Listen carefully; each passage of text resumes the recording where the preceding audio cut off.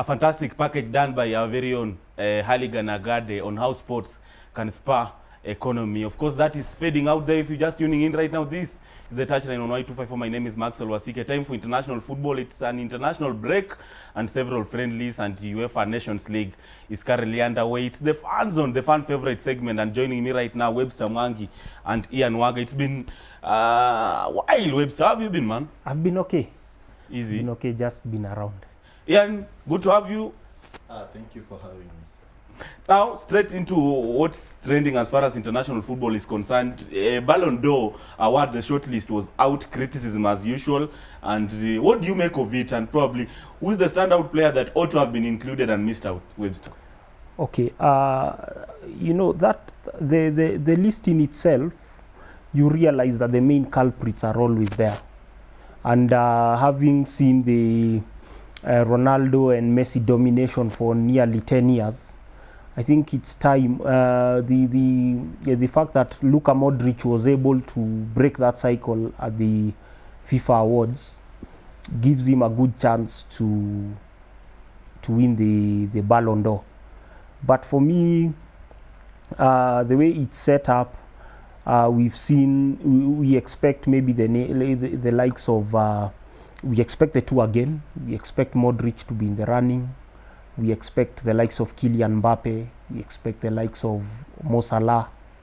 So at the end of the day, it's going to be competitive and a bit unpredictable. Now that we saw Modric break that 10-year dominance, we expect the Ballon d'Or now to have that air of unpredictability about it. Ian Waga, I know you've been a diehard supporter of Lionel Messi, and he's on the short list. But do you see these awards have elicited mixed reactions, a lot of criticism, especially on social media platforms by football followers, not only locally but international as well. What do you make of, the short list? Do you think the contenders, the nominees, deserve getting included? First of all, I think the Ballon d'Or is determined within a period of a year. So I don't think it's ultimate description of how good a player is. I think it should be a description of what kind of season a player had. And if with that in mind, I think no one had a better season than Luka Modric. No one had a better season than Antoine Griezmann. No one had a better season than Cristiano Ronaldo. Of course, he won the Champions League. And I think Messi had an okay season. So I think if it was me, of course, I would have chose Eden Hazard, being a Chelsea supporter. But I agree with Webster. I think Modric should take this one. Yes.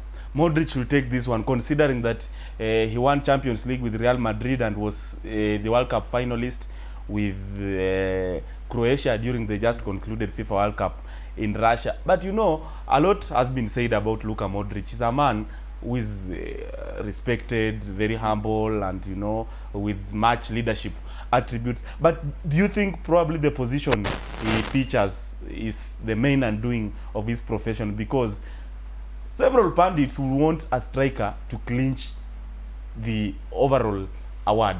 Okay, you see, actually he's playing in one of the most difficult positions to play. Yes. Yes. He's playing in midfield, and he plays as a deep line playmaker where he initiates attacks from deep midfield. He's not the Modric of old. The Modric that we came to know when he joined from Dinamo Zagreb and he joined Spurs was an attack-minded midfielder who could play out wide right or out wide left or centrally. He's evolved. He became more of a central midfielder alongside Toni Kroos and Casemiro. And he's flourished in that role. And he's not only been a focal point in the Madrid midfield, but also a Croatia midfield that had the likes of Chelsea's Kovacic and Inter's Brozovic. So when you look at that perspective, he's earned the right. He earned the right to be FIFA Player of the Year. Many say it's a sympathy award, but I tend to disagree. CR7 won his 5th Champions League winners medal, but Modric was also part of that Champions League winning team and a vital cog at that, and he also led Croatia to the World Cup final. So for me, I'd pick him. to complete the double. Waga, should we look forward to a situation where we wouldn't witness another shambolic awards like the ones that we saw during FIFA-based, you know, Mo Salah, the Egyptian ace, being shortlisted alongside Cristiano Ronaldo and you know, Luka Modric, but couldn't even feature in the best 11. In terms of Ballon d'Or, are we looking forward to a situation probably where we will witness authenticity, and does Mo Salah stand a chance? In my opinion, I think so much is being made of these awards these days, and I think it's not necessary. I feel like the FIFA awards were really the sympathy awards, because we saw some players nominated as the best but couldn't get into the FIFA 11. So I think the awards are becoming overrated at this day and time, because I think everyone knows that Ronaldo and Messi are the best players probably in football history. So I don't think we can even compare any other players to them. So what is happening right now, we are just trying to break the monotony. We are seeing that other players had good seasons, but of course, across all the leagues, Messi still scored the most goals. So, and football is a measure, goals are the ones that measure football. So using that, I think we will still shortlist Lionel Messi and Cristiano Ronaldo. So I feel like these awards should be, they should actually find a way of changing the way they are giving out. Because the year which Manuel Neuer won the World Cup, he didn't win the Ballon d'Or. He was outstanding in that German goal. And from then onwards, I think, in my opinion, that's when I lost confidence in the Ballon d'Or.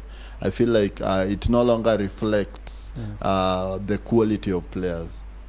Personally, what do you think about this FIFA awards? Join our social media handles at Wasike Maxwell, hashtag touchline Y254, touchline Y254, and you know, keep sending in your messages with regards to what you think. And of course, our prediction question still stands. What do you make of tomorrow's outcome, pitting our very own the national team Harambee Stars against Ethiopia? Send in your prediction as far as you are likely. What do you think about the outcome of the tie is concerned? Remember, it's the breathtaking showdown of the weekend, and Kenya needs a victory against Wally Antelopes to qualify to the 2019 African Cup of Nations, happening in Cameroon next year, 15 years down the line. 2004 was the last one Kenya participated in Continental Championship under the tutelage of Jacob Ghost Mulee. So the prediction is still on. Keep in sending in your messages via at Wasike Maxwell, at Y254 channel, and hashtag touchline Y254 on Twitter. Then another thing, Webster, as we proceed with the fan zone, is the international break. Several fixtures have been played. England yesterday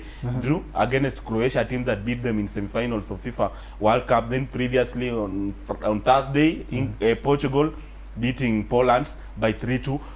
But we've seen coaches experimenting, players bringing in new faces, you know, the Minos, like the England squad yesterday, a lot of young and budding players being used. Do you think this is preparation for the future? Yes. Because even Cristiano Ronaldo has not featured for Portugal in their last 2 or so fixtures. Yes, and if you look at Gareth Southgate, he is addressing the issues that have been affecting England step by step. Before the World Cup, he addressed the defensive aspect of England's game. They became flexible. They can play a back 4, they can play a back 5, they can play a back 3. Now, we saw England improve defensively and got to the semi-finals of the World Cup. Somehow they did get there. But now, the reason as to why England did not get to the World Cup final was lack of creativity. They lack those X factors in midfield who can make things happen, who can turn a football match on its head in a split second. You see someone like Luka Modric. You look at France. You see they have Paul Pogba, players who can win you games from midfield.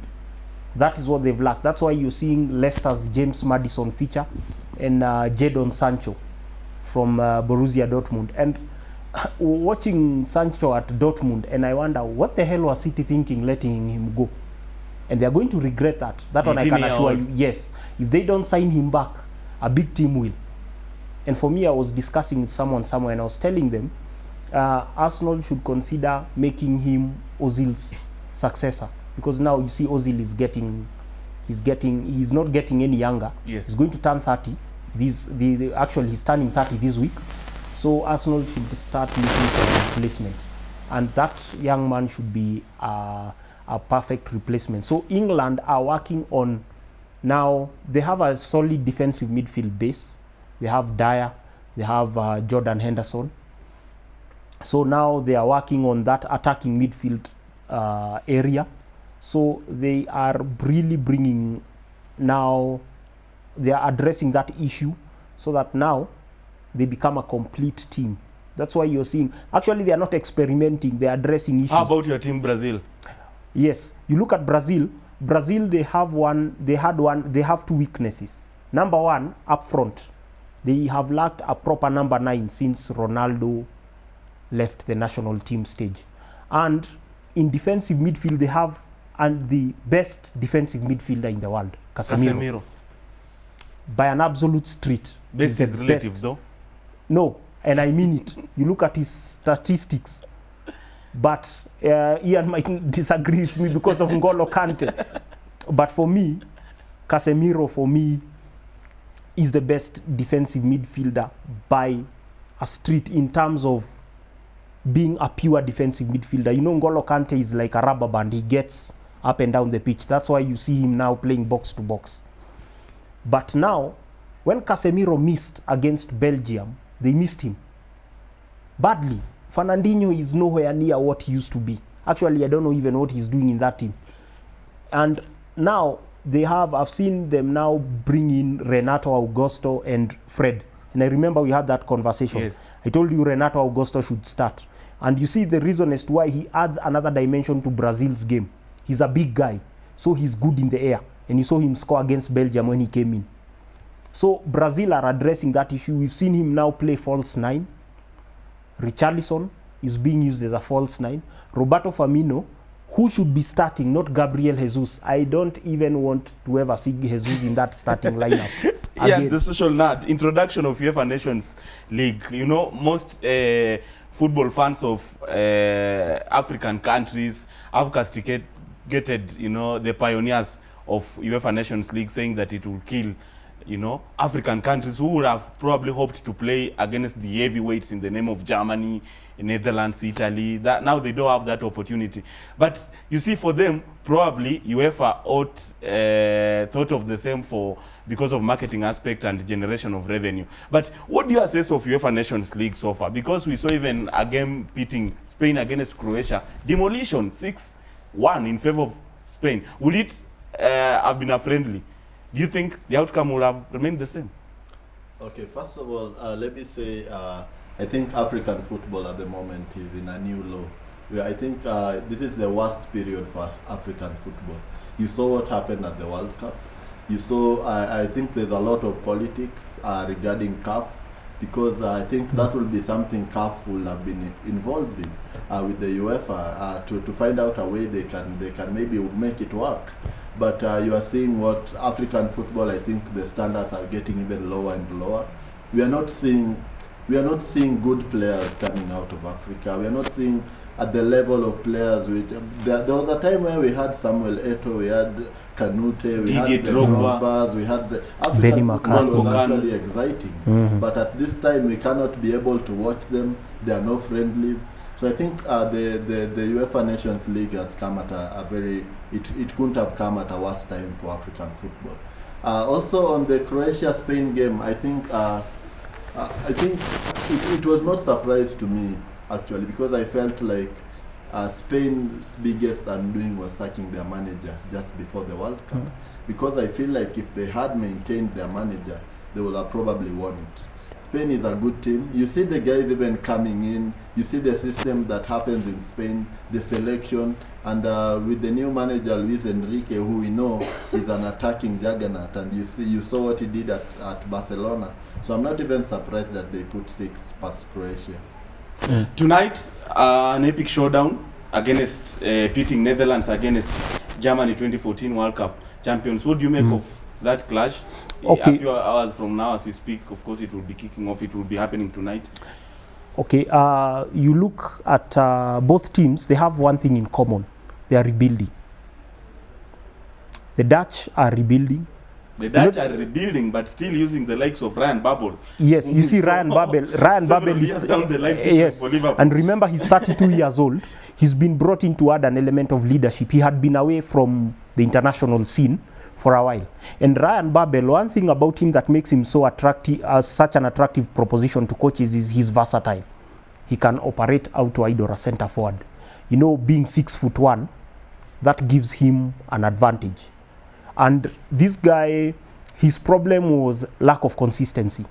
That is what saw him go down the pecking order. But problem with the Dutch, they really relied on that golden generation.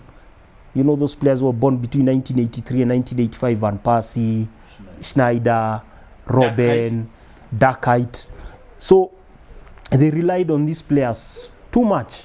So now they have a group of young players. There's a player in particular, I think you saw me comment about him, called Frankie de Jong. He's a very interesting player. Yes, he's 21 to be precise, I think. He's in his 20s already. And Xavi Hernandez himself actually asked Barcelona to get him.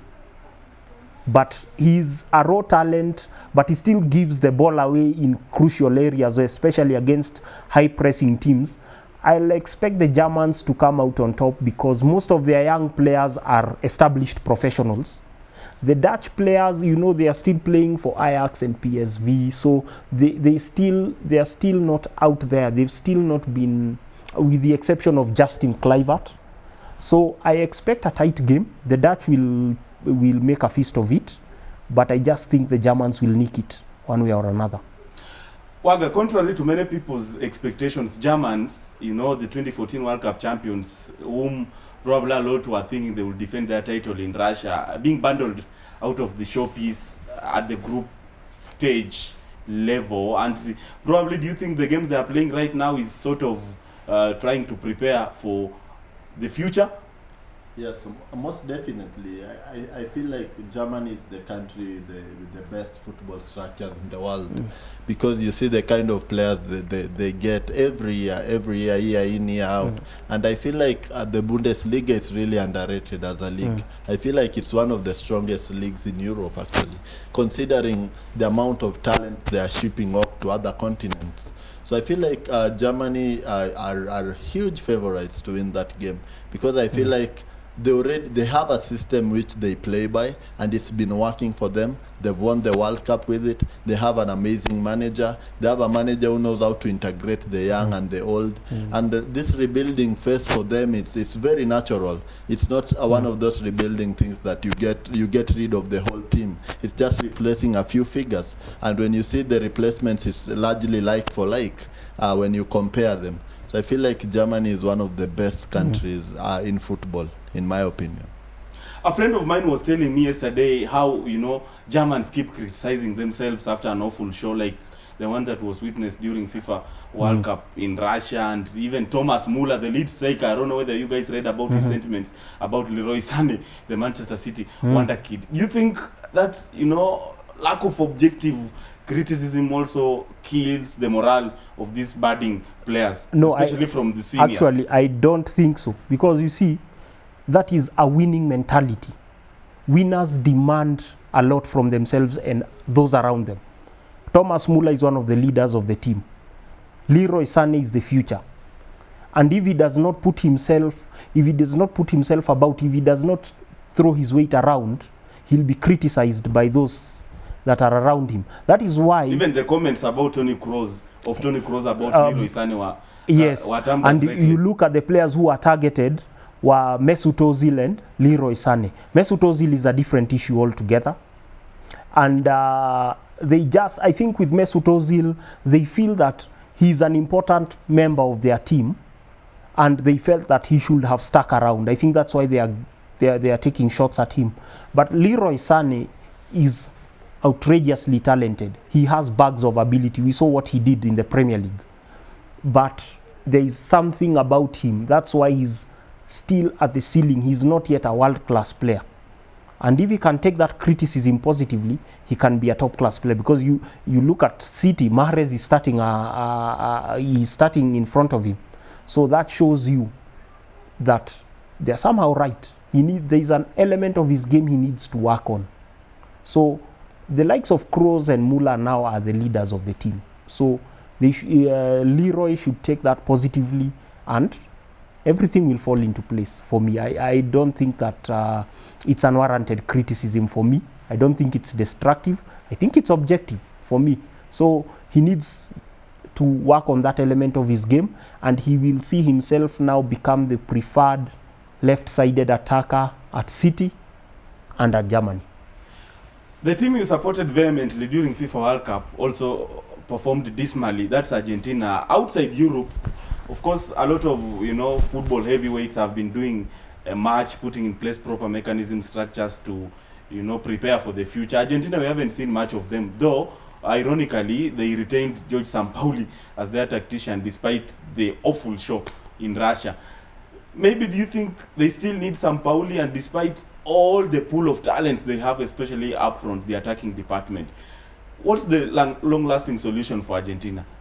I think Argentina's main problem is they don't know where to play the best player in the world. I think that has been the biggest problem for Argentina. They don't know where to field Messi. They don't know how to play with him. They don't know how to play around him. And I think I don't see Messi coming back to play international football again. So I feel like with chances being given to the Paulo Dybalas, to the Giovanni Simeones, I feel like they're a good team right now. But I feel like Jorge Sampaoli I don't agree with him as a coach in terms of his tactics, because I feel like there's more he can get out of Messi, because Messi right now I think I would play him as a bit deep as a number 10, so that you can play the Paulo Dybalas and the Agueros in front of him. So I feel like the 4-3-3 that Sampaoli has insisted with has not worked, and I don't see it working. I've seen we are winning a few friendlies here and there, but I wouldn't take much of it, because also we are trying out a couple of new players. We are seeing Roberto Pereira come into the squad, even score a goal. We are seeing the young people are coming in. So I think at some point they will have to get rid of Sampaoli. But defensively, you're still sticking to your usual battalion led by Marcos Rojo, Nicolas Otamendi. Yeah. Because you don't have other yes, exactly. options. We don't have options in Argentina. We don't have. I think it's a team that is very imbalanced. We have so much attacking threat, but we don't have a serious midfielder. We don't have the likes of the Casemiros. We can't get even the Fernandinhos. We can't get an anchorman in midfield. You saw when back then when Mascherano was a bit younger, you saw he did that perfectly. But right now he's almost 35 years old. So we need to get a replacement for him. But I'd like to feel Waga in on something. I agree with him. They have failed on how to use Messi. What they need to do, they need to realize if they don't have enough talent to become enough defensive talent, they need to get a defensive midfielder who can protect that defense. And for me, you look at I was watching Sevilla play, and they don't have a defensive midfielder. Gonalons is injured, and Eva Banega was playing defensive midfield, and right now he's leading the league in ball recoveries. Yes, he's playing alongside another attack-minded midfielder called Paulo Sarabia. So you look at Argentina, if Sampaoli is bold enough, he should get a system where he can play Eva Banega as the linchpin of that midfield. You see the way Andrea Pirlo was playing as at the base of the diamond in Milan, in a diamond formation. He's not a defensive midfielder, but he was playing there. And Banega has the skills to play there. Like he said, it's all about the system. And Argentina, that's why they get it wrong. They have the players, but they don't know how to use them. Another thing, Mauro Icardi should play for Argentina, period. He's a good finisher. He adds, Argentina fans, most Argentina fans will be like, no, we don't need him. You need him. You need his goals. This guy finishes off half chances. That is the kind of striker you need alongside Aguero, alongside Pereira, alongside Dybala. So for me, those are the two areas. Get a midfielder who can play at the base of their midfield, and they need to get Icardi back. And my director Brian Kimani is telling me that George Sampaoli was sacked by Argentina and there's new coach at the helm, and probably looking forward to a situation where he will be coming in with some new formation, sort of new lineup, and put Argentina where they supposed to be, where they belong, and restore the lost glory of former World Cup champions. But now away from international football, we're going to focus about Albiton club football, and several club giants have been going through tribulations in terms of performance, and some of them are Real Madrid, the Los Blancos, UEFA Champions League winners, and Bayern Munich, the Bavarians. What do you attribute to their shaky start in their respective leagues, La Liga and Bundesliga respectively? Okay, when you look at Real Madrid, let's start with Madrid. Yes. Madrid gambled. They lost the best player in the world. First and foremost, they brought in a manager who they did not support in the transfer market. Because Florentino Perez was like, we lost Ronaldo, we'll get a superstar from within. And he earmarked Gareth Bale to be that leader. Now, he brought in Vinicius, a Brazilian wonder kid. Yes. And he brought him in for 40 million. And so far, he also bestowed a lot of responsibility on Marco Asensio. So far, it's not working. He hinted though that his team, he will revolve around Isco. Isco, yes. But you see, Isco is creating who is going to finish. Benzema is not that guy we knew 11 years ago. So Real Madrid have gambled and it's failing. As for Bayern Munich, I think Bayern Munich have won and dominated the Bundesliga, and now wear and tear is catching up with these players. Robben and Ribéry are aging. So are Jerome Boateng and Mats Hummels. And that's why you see there are niggling injuries, even to Manuel Neuer. So I think for Bayern Munich, it's a problem of transition. They need now to start rebuilding again. It's not going to be a problem because they have the likes of Goretzka, who will take over, the likes of Sule, who will take over. Joshua Kimmich is already there. Renato Sanchez is already now proving to be an asset. But now they need to get these players up and running because Dortmund are running away with it. And if they're not careful, we'll see a new Bundesliga winner. But for Real Madrid, it's about, they took a gamble and it failed. For Bayern Munich, it's about, they stuck to the same system, the same players, but now the young players who are coming up are now being left behind by the likes of Dortmund and Leipzig. Those are the teams that are now looking like contenders in the Bundesliga. So for me, they need to address those issues if they are to come back. I've seen arguments from pundits who think that the Bayern Munich first 11 is better than the whole Bundesliga best combined. And see, rumor mill has it that probably Zinedine Zidane has been associated with a move to several clubs, Man United, Bayern Munich now. And do you think it's time, will it be too prudent for them to bring in another tactician? And is it the managerial aspect that has been the main undoing of the Bavarians? I think, first of all, we have to put into consideration that Bayern hired a new manager this season. And when you look at Kovac, he's a different kind of manager than maybe what Bayern is used to. He's coming in in a new environment. And as Webster said, it's very unlucky. The players are aging right now. I feel like it will be very premature to fire Kovac at this point, because I feel like any manager that will come in will suffer the same consequences as him. Because how do you get the best out of Robben when he'll only play like 5 games, then go out injured? Same with the Frank Ribéry. So I don't think Zinedine Zidane is the answer to their problems. I feel like they will have that transition that Webster was talking about. That is what needs to take over. And you've seen the performances of people like Renato Sanchez already. He was the player, is the best player arguably right now in Bayern Munich. So I think for Bayern it's just an issue of transition.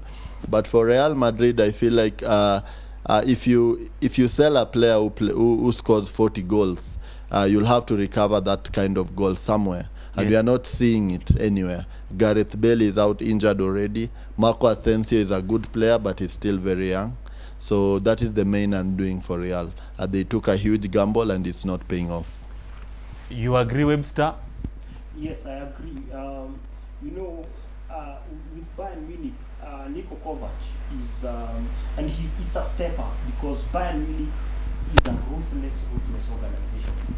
Those who know Bayern Munich very well know that, you see, it's a people's club run by former players who have won it all.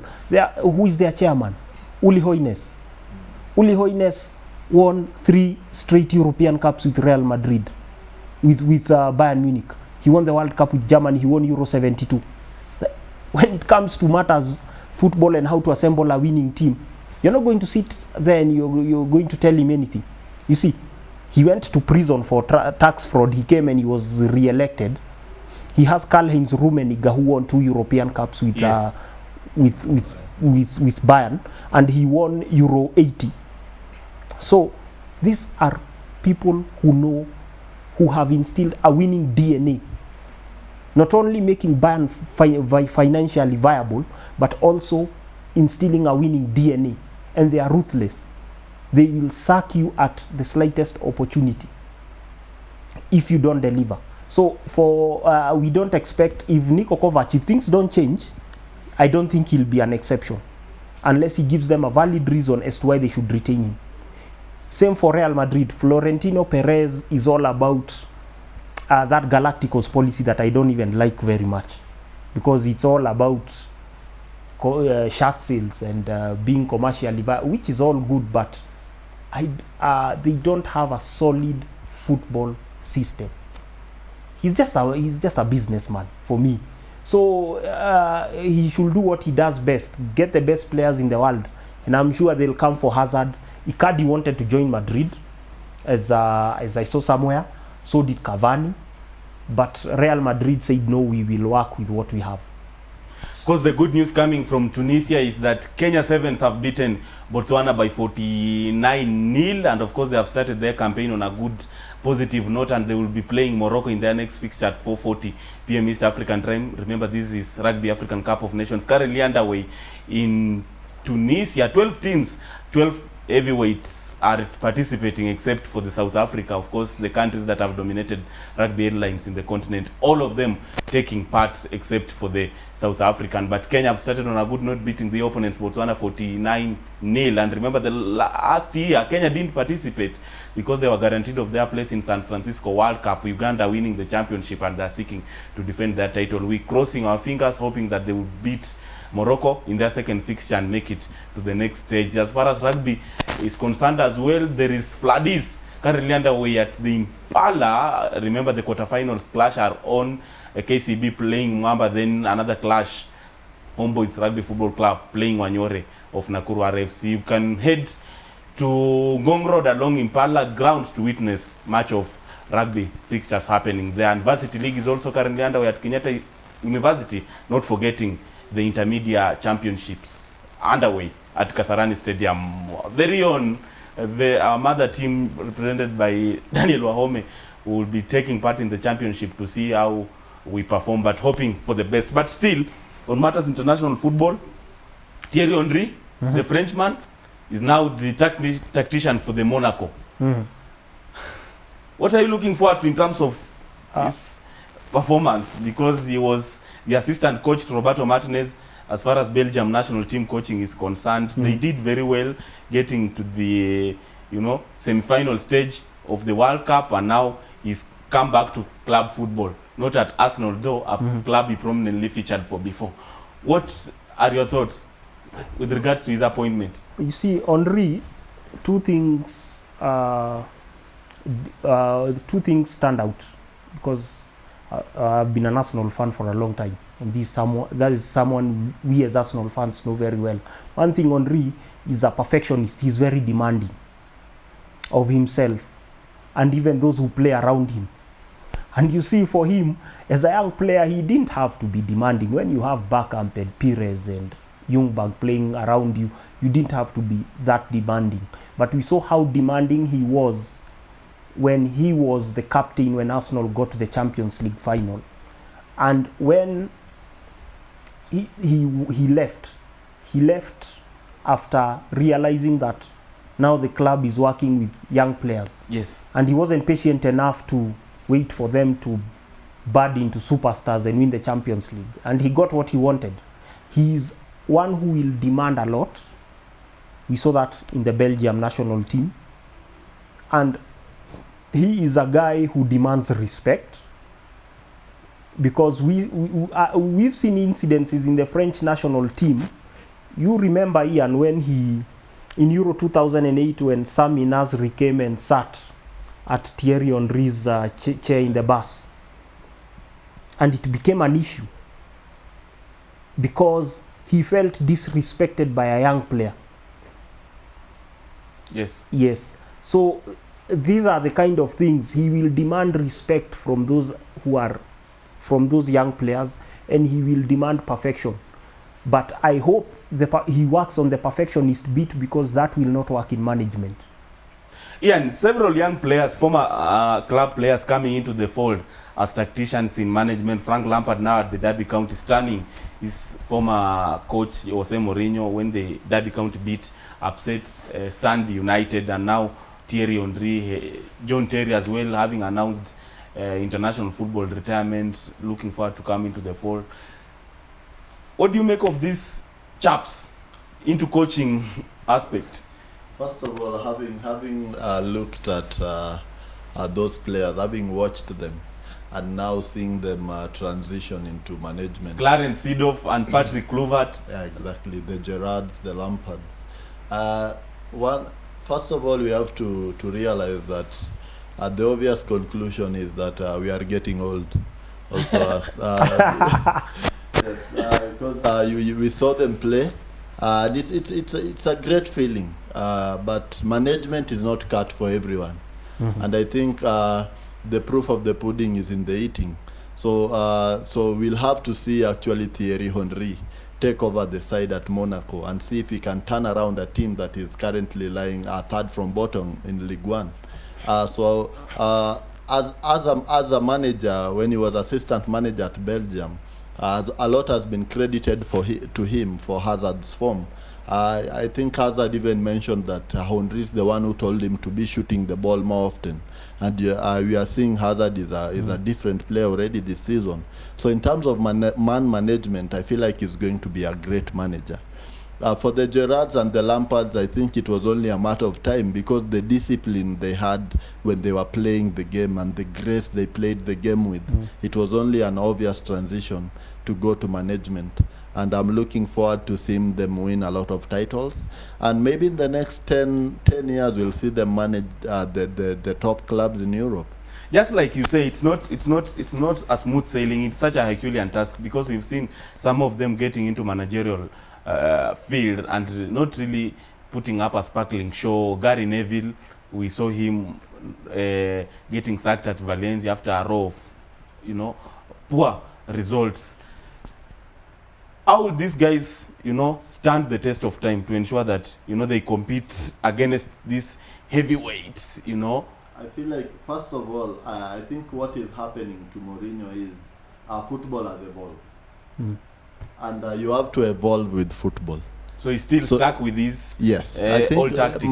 Yes, that is my biggest criticism of Mourinho, because he still believes in a system of playing that football has evolved. And I feel like the new managers that are coming in, the Lampards, you see when Lampard beat Man United, it was a tactical show, and he won it. He outmastered his own nemesis in Mourinho. So I feel like the new managers are coming up with bright new ideas. You see the Klopps, the Pochettinos, the guys who are the best manager in the world right now, the Guardiolas, they've had to evolve with football. So I think it will be a great time. It's a great time for football, actually, because we are seeing even more tactics. You saw last season when Antonio Conte, when he joined Chelsea the other season, he came with a bright new idea, playing three at the back. And that is just football evolving. He saw what football is like. He came, he evolved it, and the next season everyone had learnt about it. That's why he wasn't as successful as he was. So football is evolving every season, and it doesn't need a pragmatic manager. You have to be someone who is willing to accept change and make changes. Whereas people like Mourinho are more pragmatic people who already have something they believe in and will stick to it. Of course, we're gonna wrap, and the show is coming to an end. But before we do, we would like to be patriotic as well, Webster. The national team, Harambee Stars, is playing Ethiopia tomorrow at Kasarani Stadium. Free entry. I don't know whether you will make it there at Kasarani Stadium to spectate our very own and watch your favorite player, Victor Mugubi Wanyama, who is the skipper. But what are you looking forward to? What are your expectations? And what are your punditry remarks about Wanyama's performance, especially against Ethiopia during the first leg? I was with the former international Simon Sepe Mulama and Matthew Otomax, and they said that Wanyama is a brand, and come what may, he has to start. Yes, you see, he's the leader of the team now, like Oliech was, but now from midfield. You know, Oliech was spearheading the attack. That's what most Kenyans don't understand. Wanyama's role is to break up opposition attacks, not to get on the end of them and finish. No, his work is to sit in front of the back four and mop up. So that's what people should understand. They are blaming him for a poor show. Defensive midfielders are supposed to be ugly. They're not supposed to be beautiful in terms of their play. They're supposed to be ugly. They're supposed to get in there, put no much visibility. Yes. They're just supposed to put themselves about, and Victor does that so well. So it's up to those, the likes of Kahata. Those are the ones who should make things happen. So for me, I expect a tight game, and I'd vote for Kenya to win. I expect them to beat Ethiopia, because if Victor plays very well and up front the likes of Kahata create and take their chances, then we will be fine. We should be fine. For me, I'd say we'd win 1-0. 1-0 in favor of Kenya. Waga, we watched together the first leg, Kenya against Ethiopia. The crowd in Ethiopia in Addis was so amazing and, you know, so spectacular, cheering on their team. But what was your picking point that if rectified ahead of tomorrow, if Minye does it, we will record victory and qualify to 2019 AFCON? My first criticism, I think, was with the team selection. Because I feel like players like Ovela were not present in the game. I don't think he even created one single chance. I feel like we have a team that is very capable. The likes of Olunga playing up front. Olunga is a player who will get one chance and score one goal. But we don't create enough chances. And I have to agree with Webster, because where Wanyama plays, he's not a creative midfielder. He's not. And I'm sure if you look at his statistics in terms of interceptions and breaking up play, he was probably our best player in Ethiopia. So even thinking about dropping him will be suicide. Because I think the level at which Wanyama plays, he realizes the people around him, and he makes decisions based on that. He knows if he pushes up the field, we will be left very vulnerable. So I don't mind the role Wanyama plays. I just know we have to keep him in the team. He is our leader, he is our captain, he is our best player by a mile. So the team selection has to be very sound. I don't even know why we didn't. The likes of George Blackberry were not called up to the squad. I feel like we have to start someone like Paul Were to maybe give them a run of the ball. You saw what Marcelo is very fast. When he came in, there was a burst of pace from him. So I think if we get our selection right, and we shouldn't even be allowed to lose at home against Ethiopia. The incentives are enough to motivate the players. We should see our players who will play their hearts out of the field.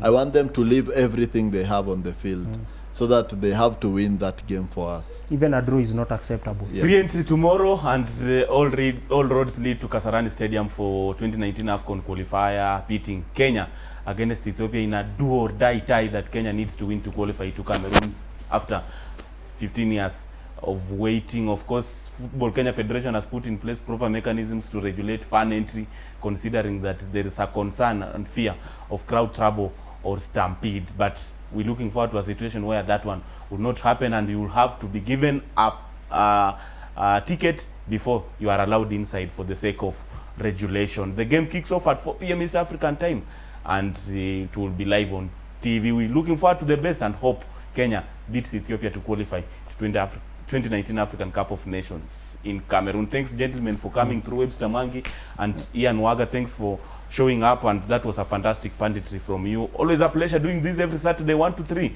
Stay tuned, don't go away. Let's continue with the conversation at Wasike Maxwell, hashtag touchline Y254 at Y254 channel. Salute and have a sporty weekend.